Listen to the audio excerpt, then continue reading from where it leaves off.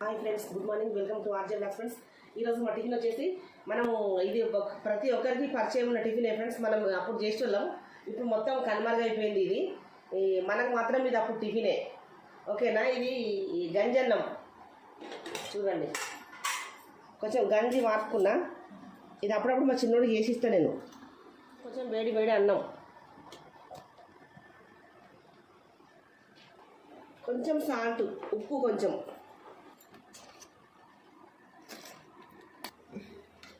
ఓకేనా ఫ్రెండ్స్, ఇది గంజన్నం రెడీ అయింది ఫ్రెండ్స్.